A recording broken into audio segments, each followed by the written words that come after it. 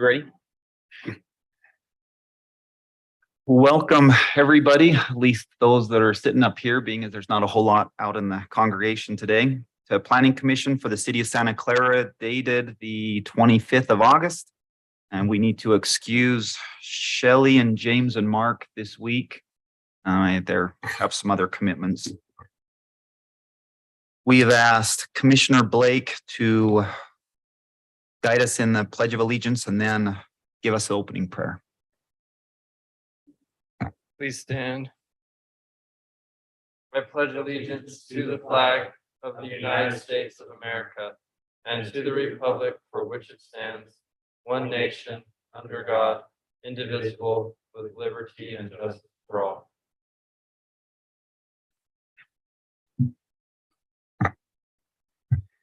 Our Father in heaven, we're grateful for our blessings that we can be in this part of this beautiful community and enjoy our time here. Grateful for this meetings that we get to have and be able to discuss progress and changes in the community.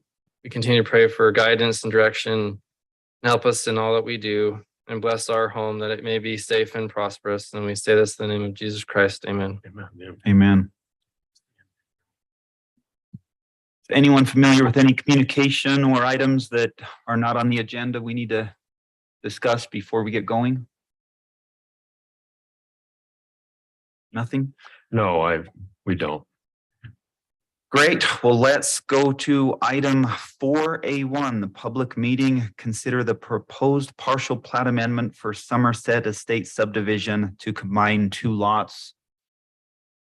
And it looks like Scott and Robin Perry are the applicants. Jim, are you presenting this? Yes, I'll present. I don't see them here. If they don't come, I don't think it's a big issue. This one's pretty straightforward. We've had a couple TRC meetings with them to discuss the proposal and exactly what they want to do. So I'm going to actually go to the maps just so you can see it, and then I can go through the recommendation.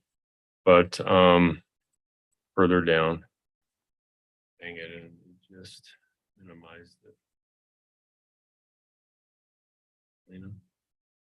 Showing me where I can make it bigger. There we go. Never mind. So this is the original plat, and it's lots 2 and 3. As you are probably aware, the Perrys have their home on lot 2. It's a large home. They also own lot 3. At this point, they would like to combine the two lots together so they could make some improvements. So lot 2 is over half acre in size, 0.53 acres, with lot 3 also being over half acres in size at 0.55. They're proposing to amend it into one lot. It would be known as lot 2 because that's where the existing home and its address from. That lot would be 1.08 acres in size, so a good sized lot. I indicated that the home's on lot 2, and currently lot 3 is vacant. Lot 3 will meet all of the area width and yard regulations of the code. The property owners intend to build a detached garage and pool on the property. The subject properties are in that RA single family zone, which is a half acre zone. And our code indicates in 1720-150 an accessory. It does not allow for accessory buildings to be constructed upon a lot without a building permit being issued for the principal building. So this is the existing plat, lots 2 and 3. And this is what's proposed, just one large lot to be known as lot 2. So lot 2 has a single family home on it. They're looking to come do a pretty large accessory building and then later do a pool on the property, is what they've told us. We did send property notices out to all property owners within the subdivision plat. We did not receive any comments. We also posted the property as per state code, so the residents are aware of it and didn't receive any comments. We have some reviewing departments, just the typical that a geotechnical report will be required for that area of lot 2 for the accessory structure or garage and the future pool. Power and utility for the power department, PUEs are required in public works. If we have any utility easement that's affected by the amendment, it would need to be relocated. With this one, planning staff recommends that the planning commission recommends approval of the partial plat amendment for lots 2 and 3 of Somerset Estate Subdivision to the city council as per the conditions in the staff report. And those are our standard conditions for one like this. That's what I have on this item. Again, I don't see the applicant here, but we've had quite a bit of conversation with them in weekly TRC meetings as well as their engineer recently. So if you have any questions, we're here. So Pretty straightforward. And I've always wondered when they were going to do this. It's inevitable when they Yeah. bought it. That was their intention. and it almost sounds like the pool will be for some of the friends and neighbors too. Kind of a large pool. So yeah. You would think at his age, not implying that he's getting old, but you'd be looking to downsize your yard, not increase it and worry about more yard work. But Yeah. I guess you But- can always hire it out. Oh, he That's hires right. it out. Yeah, he does. So is this gonna have access off of that future road to the east? Is he looking for that too? Question. No, the access will come off of Somerset Lane. They're planning to extend the wall and create private between them and Camus in the back. It's Camus, I believe. They're not looking for any access off of Camus, so. That was the question, if they were to do another home, and that would also come from the cul-de-sac because that's the way it was subdivided. It was never intended for them to access behind, so. Point, I didn't think about that future road right there. It's gonna be nice when it's done.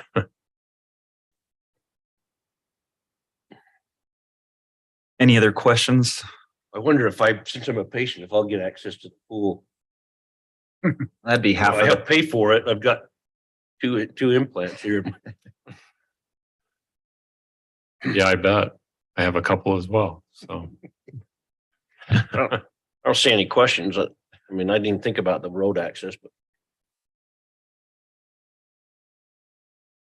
It's a hearing, right?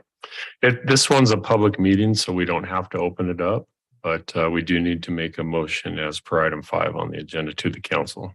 So, If there's no other right. questions or conversation, let's jump down or bounce down to item 5A1 and take recommendation to the city council if that's the direction we feel.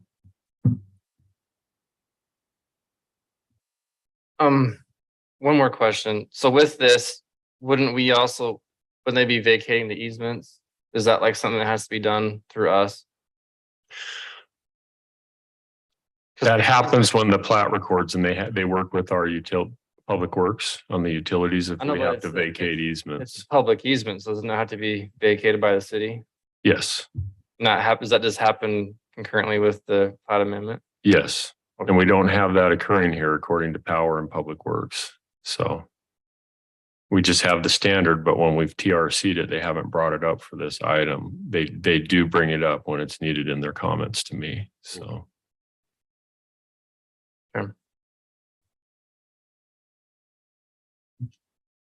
ready for amendment? Yeah. Motion.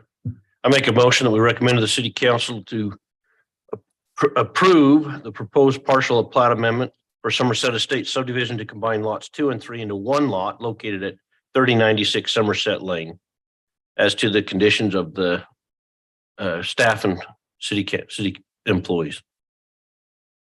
I'll second it. We have a motion by Mark and a second by Ryan. All in favor? Aye. Aye. Looks like the motion passes with unanimous consent. Let's go back to 4B on the agenda. 4B2, consider a proposed code amendment. I guess, are we going to do all 3 of these at the same time, or do they need to be done individually? I think we need to do them individually and Or then it is a make hearing. motions for each one, but we can get through them pretty. We need to open each one up for a public Yes, hearing yes. individually. Thank you for asking that question. Yes, I would recommend that we open each one up for a public hearing and then see if there's comments, and if there's not, close it and then make a motion. Okay. So, So let's go ahead and open the public hearing for item 4B2 on the proposed code amendment, the City of Santa Clara zoning ordinance section 17.63 regarding the R16 single family zone. let me give just a brief update on that, and then we'll see. As you know, we talked about this 2 weeks ago on August 11th, and prior to that, it was discussed on July 6th with the city council. They're in favor of creating an R16 zone to allow for some medium density in the city as per the city's general plan. We had a good discussion 2 weeks ago. We meet all state requirements for noticing. And it is a public hearing, and we have had opportunity to discuss it. Based on that, the staff is recommending that the Planning Commission hold the public hearing and forward a recommendation of approval for this code amendment, Chapter 1763, as the R16 single family zone to the City Council. Now with that, if you have additional questions, I can go through the draft zone itself that we discussed 2 weeks ago. I know Ryan wasn't here at that meeting, but if you have any questions on the R16, I can answer those. Just real briefly, we added internal accessory dwelling units as a permitted use as per state code. We make sure that the accessory dwelling unit ADU is in here as a conditional use, which can be done administratively by staff. 1764-040 height regulations. Because of the smaller size of the lot, we're capping it at 30 feet. And then accessory structures cannot exceed 20 feet, again, because of the size of the lots and the smaller setbacks. The R16 zone, here's the area width and setback regulations, side yards of 6 and 8. So we have a little bit of room between the homes and they're not touching each other.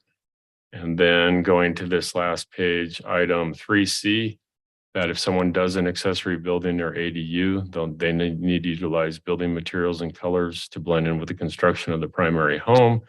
And then D, the lot width for the cul-de-sac lots may be approved by the land use authority with less than 50 feet. However, this requirement shall be met at the 20-foot front setback line. And then our home sizes, a little bit smaller as well. The R110 zone has a minimum 1,500 square feet for a single family home, single story home. We have 1,200 square feet here. The 2-story has a 1,500 square foot minimum with 800 square feet being on the ground floor.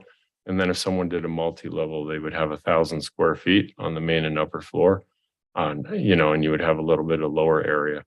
But with that, that's really the main point of it. It's providing an option for infill properties and for developers to do some R16 single family lots with public streets without having to do a PDR and put the amendments in. If they go smaller and want to do 4,000 and 5,000 square foot lots, they have to do a PDR. But this R16 could be another tool to help with some medium density housing in the community. We see it as an opportunity that we currently don't have on the books. So that's all I have on that. And the big difference between R16 and what we have up on Village is that is a PDR, right? It is. That's a PDR, and we do have 5,000 and 6,000 square foot lots there. But the property across the street, directly across the street, owned by the Ents, which Clayton Levitt has under contract now. We're talking about the piece that had 400 and Patricia, and then the south end, they're looking to do a PDR. They've been having some discussions with the council. That's probably something we'll see in the next month or two. And a lot of the residents have come out on Patricia and they have their concerns, because they feel like it should just be R110, which is what it's currently zoned. And we'll see what ends up happening on that one. But that's where we're at. So on that. There's 5s and 6s in there. So they're saying, let's allow 6s, but if they come in and want to do these 4 and 5s, like has been discussed recently, they need to stay in the PDR. So, and townhomes, of course, they're doing townhomes and the small lots. So. Thank you. Sorry to cut you out of your. No problem. Good questions. And I thank you for being patient. I just wanted to give Ryan a quick update. So. Mr. Smith. Welcome. So we are currently on the working agenda 4B2. We are getting ready to open the public hearing for anyone that has a public comment. Just remember, if you are commenting, please step forward, state your name and address for the record.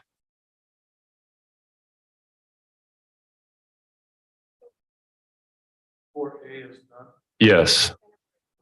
We started at 5:30 and that was the first item, and that'll go to the council in 2 weeks. We'll let you know. Sorry about that. That's okay.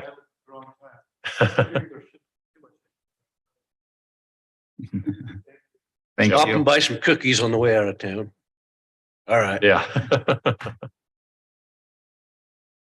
Doesn't look like there's anybody online, so if there's no public comment at this time, we will close the public hearing and jump to item 4A2 and look for a motion to recommend to the city council.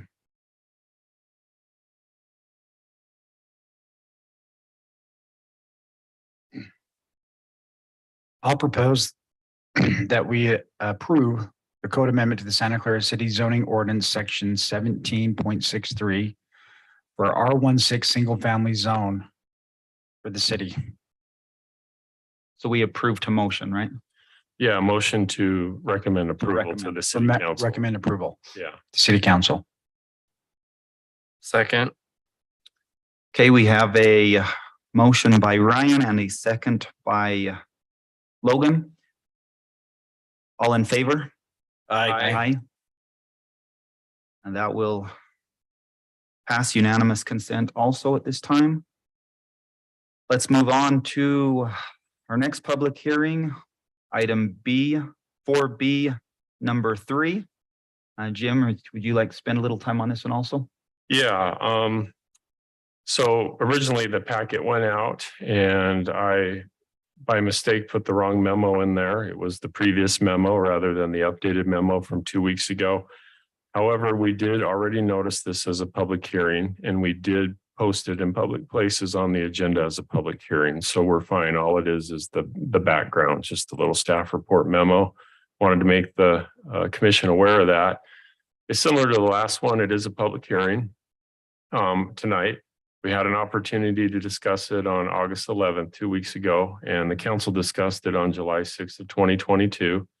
As I previously indicated, it's it's a cleanup. It's a cleanup to the ordinance that's in place, trying to be a little more consistent with the language in place.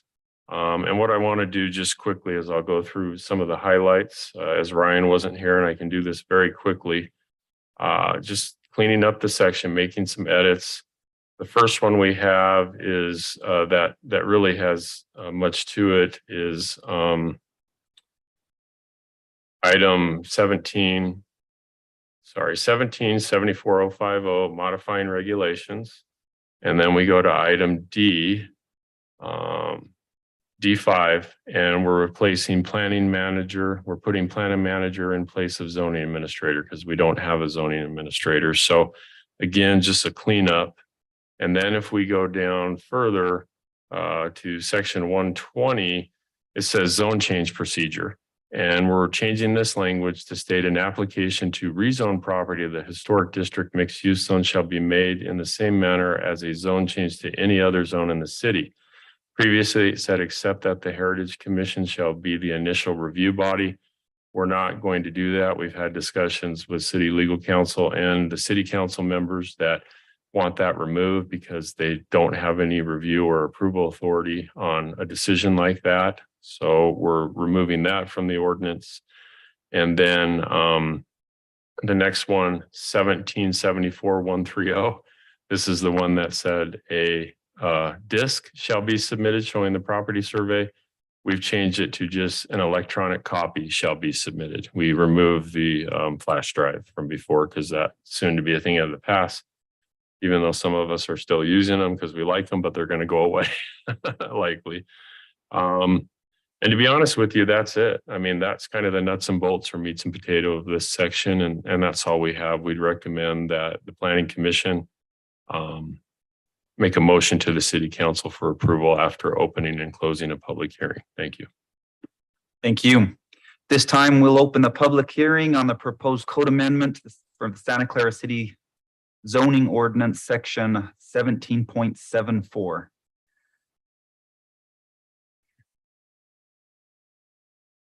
Doesn't look like we have much public input at this time. Still nobody online. So we will close the public hearing. And I did have a question. So Sure. back to the historical The Heritage The Commission. Heritage Commission, Uh-huh. was that gonna go away or you're just not No. going through them first? No, the Heritage Commission's focus should be on additions, remodels, changes to the exterior, keeping that look and feel in Right. our historic mixed use. Not a rezoning of property. I see. And so we recently had a few come up where we had to take it to them and Stephen Haven, for example, the new antique store, and they said, great, come back to us when you propose some type of remodel. You're not doing anything new to the building, re-roofing, Right. changing the color. He just wants to rent for 3 to 5 years before he sells it to the city. And so we were just thinking about that. I discussed that with legal counsel, and really it's not something that they should be reviewing or holding up if they have a concern. They have their purpose, but it's not for reviewing or a rezoning of property. That makes So, sense. yeah. Any other items of discussion before we move on in the agenda? Let's go down to item 5A. Chair, did we close the public hearing? I wasn't sure. Okay, thank you, Jackie. Let's go to item 5A3 on the agenda. Look for a motion. I do it. You're up. I move that we recommend to the city council to consider the proposed code amendment to the Santa Clara City Ordinance, section 17.74. As outlined in the presentation. I'll second it. We have a motion by Logan and a second by Mark. All in favor? Aye. Aye. Motion will also pass with unanimous consent at this time. Let's go back to item 4B, number 4. And turn the time over to you, Jim, to present. Thank you. So this is our last code amendment for this evening to be discussed. It's chapter 1776, our historic district overlay zone. Again, we did discuss this 2 weeks ago on August 11th, and the city council discussed it during a work session on July 6th of 2022. We do meet state requirements and for noticing for a code amendment. So planning staff does recommend that the planning commission hold a public hearing and forward a recommendation of approval for this code amendment to the city council. Briefly, I'd like to just go through a few of the items for this particular one, just kind of the highlights. And one of the things we talked about last time was the definitions, just being clear and concise. We've had some recent applicants recently make applications to go to Heritage Commission, and there's been a little bit of confusion. So I'm just, instead of council, it's city council. Instead of commission, it's Heritage Commission. And then we also have a reference to planning commission. So I want it to be clear that we have a city council, we have a Heritage Commission, and we have a planning commission. So that's one of the issues or items that we want to update. The next one is also being consistent with some things we've done for the planning commission recently. We're looking to change section 1776.050 Heritage Commission, where this one says Heritage Commission. If we go down to item C, we're proposing to add the language that the Heritage Commission shall elect a chair and vice chair from among its members yearly. The election of the chair and vice chair will occur during the first regularly scheduled Heritage Commission meeting each year. The Planning Commission will recall that we recently updated Chapter 1712 and put this provision in for Planning Commission. We didn't put any term limits in place if someone continues to serve, but the idea is everybody gets an opportunity and a chance to serve if they want to. So we're proposing that go in there. And so I mentioned that this says Heritage Commission 1776.050. If we go down to 1776.060, it just says commission duties. So Heritage Commission duties, we're adding that there, again, to be clear and consistent. And really the rest is just cleanup to the section and to the title. It's not a lot. There's a couple, 3 sections where we're making some changes, and the rest is just cleanup and some edits. Pretty clear and concise and straightforward. And that's all I have on this one. Thank you. Thank you. We will open the public hearing at this time on the proposed code amendment to the Santa Clara City Zoning Ordinance, section 17.76 regarding the historic district overlay zone.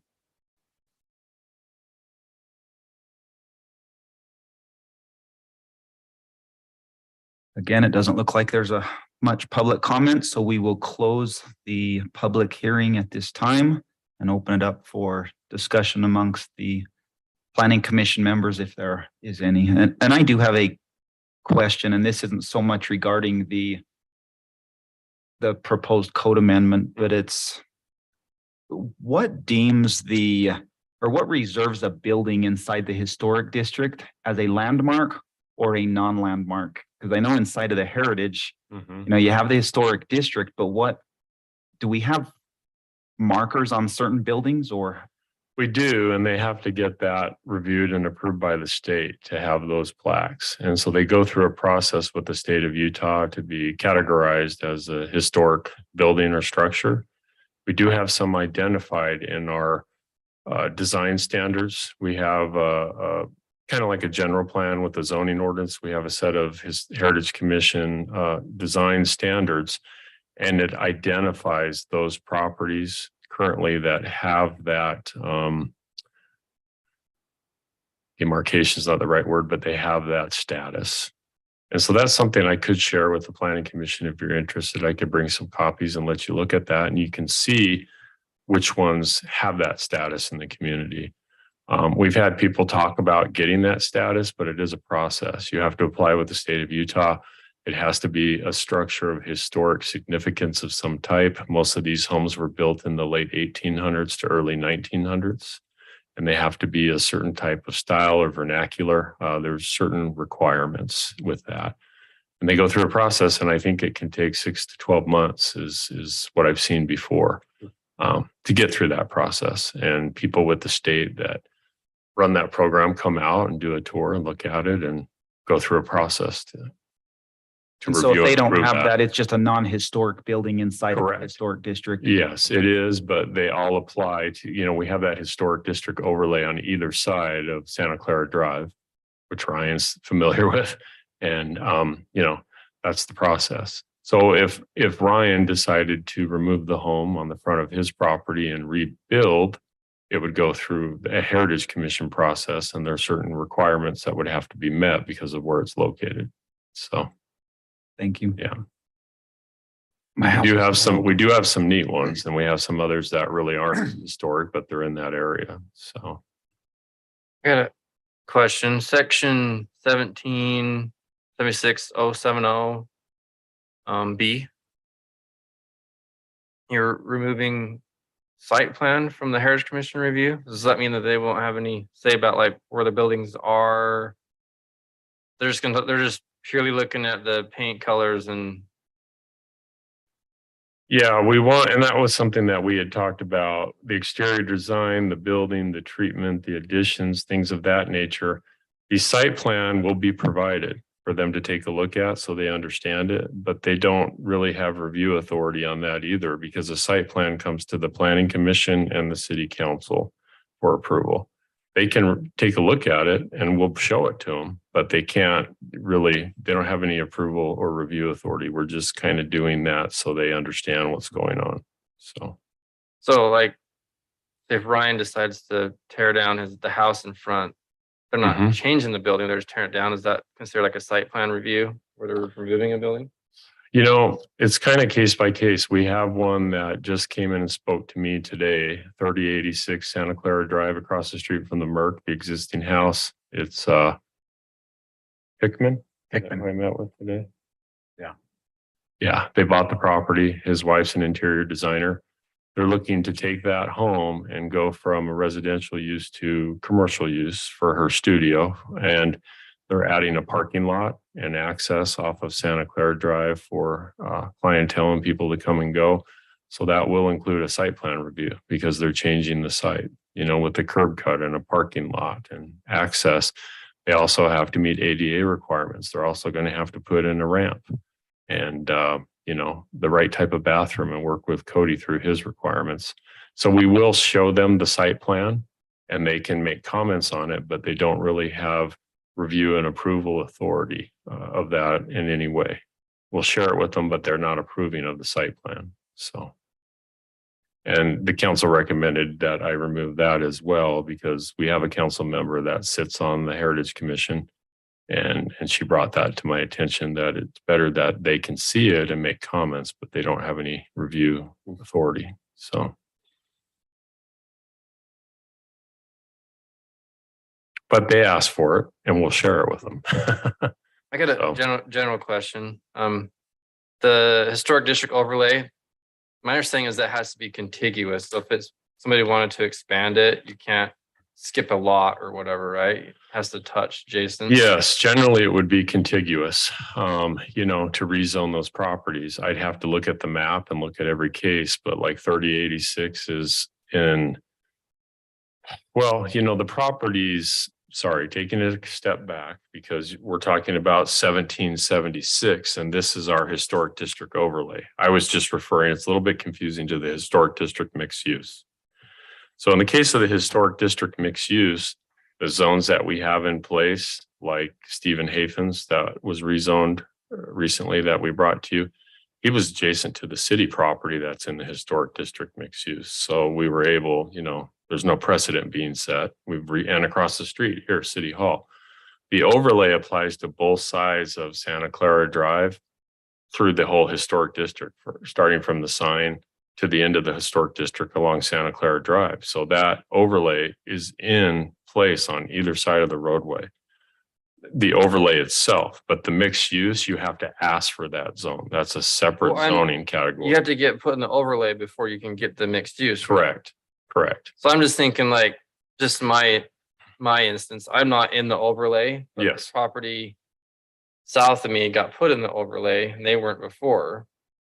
So I was just wondering if someone could like skip my house and get put in the overlay and be around me. That's a hard one. It's case 'Cause by they wouldn't be case. contiguous. They'd have Yeah. to, Yeah. wouldn't touch it. So they can't Yeah. be off. So are you just north of the overlay and the overlay's just south of you? Or I am just north and east of the overlay, but say like the lot that came through 2 weeks ago, say they wanted to get put in it, they couldn't because of my lot, right? Correct. We wouldn't recommend that rezoning. If they came to us for an overlay, the one that was here 2 weeks ago for lots 1 and 2, that's not in that area. And I think it's too far north. I wouldn't be comfortable with that. So. My lot though, since I'm below the old ditch line, I should be able to get in it, couldn't I, if I wanted? I guess if you wanted to, we look at each one case by case. You know, I've worked in other communities where they say, okay, when you're along a roadway, that overlay or zoning line can go back 200 feet or it can go back 300 feet. And that's it, that whole corridor. I look at our map and it kind of goes back, zigzags. We don't have that 300 foot or 200 foot rule like a lot of communities have because you want that transition to more single family residential. As you know, a lot of those homes are turning into businesses now on Santa Clara Drive. They're turning into businesses rather than houses. So, yeah. But it does zigzag. So I guess each one would be looked at case by case, Commissioner Blake. And, you know, some we're not going to be comfortable with others we may be comfortable with. It's hard to say. I haven't had one come in and ask for that yet. The ones we've had have already been in the overlay and they've asked for the mixed use. So. It's a good question. It makes it nice when you just say 200 feet or whatever that is, because you're either in it or you're not. And then you have that buffer between them and the new single family homes. Is the land directly across the street from his home in that overlay or is it just in? I'm not sure. Yeah, I'd have to look. Reber's lot is in the overlay. Is it? Rubbers, yeah. Before Bob rezoned his house, the one south of me, it was stopped at Heights Drive. But my lot and Bob's lot are both the same condition. They're both meets and bounds lots below the old ditch line.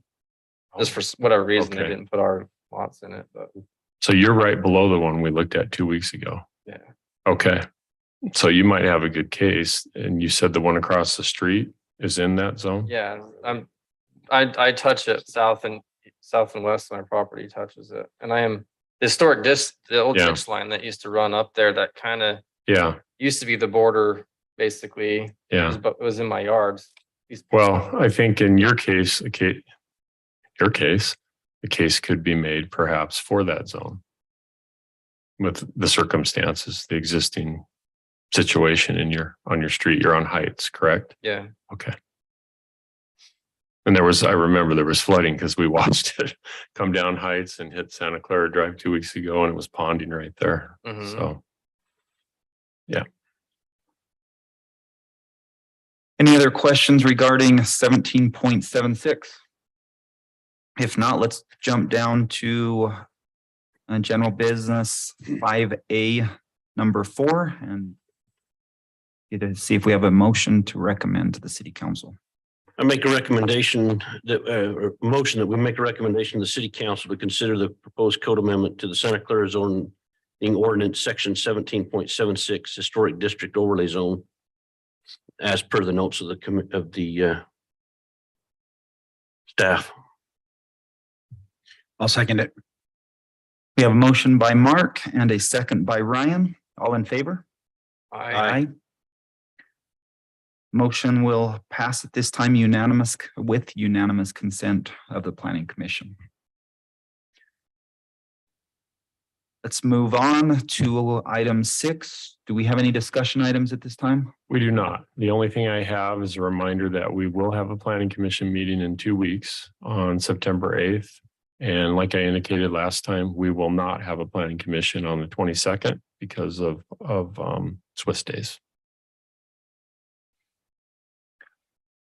Okay, has everybody had an opportunity to read through the minutes?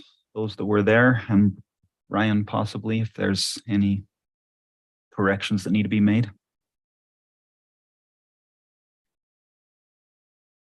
They looked good to me, I didn't see anything.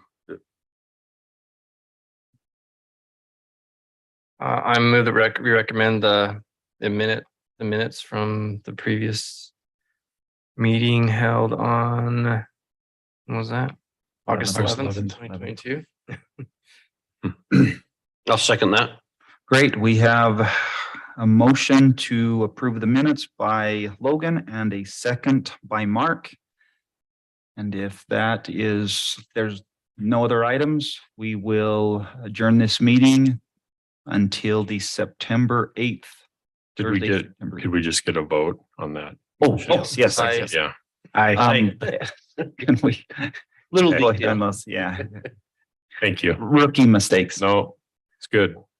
So we'll adjourn this meeting until September the 8th. And again, as Jim had mentioned, there will be no meeting on the 22nd. So there'll be one meeting on the 8th Thank you. of September. Come to Swiss days. Oh, yeah. Is Shavy's gonna be open for